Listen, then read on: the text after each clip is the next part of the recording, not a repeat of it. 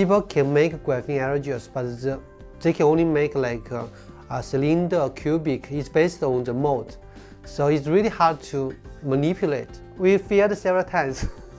We use inkjet printing method, so it means we can print like dedicated structures. So first we mix the graphene oxide together with like DI water, and then we load onto the 3D printer.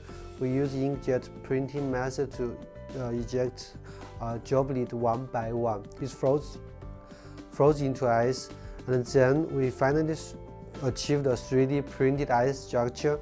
And once we have the 3D printed ice structure, we move it into a freeze dryer. So the freeze dryer works under low temperature, low vacuum. So under this circumstance, we can remove ice.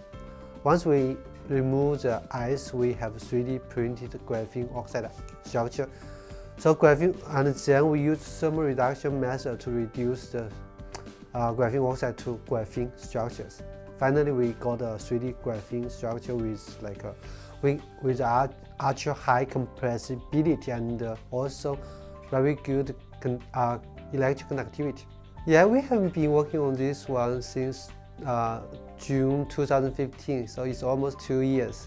Honestly, I'm very excited about this, and I contacted my parents. We achieved one record, so yeah, that's exciting.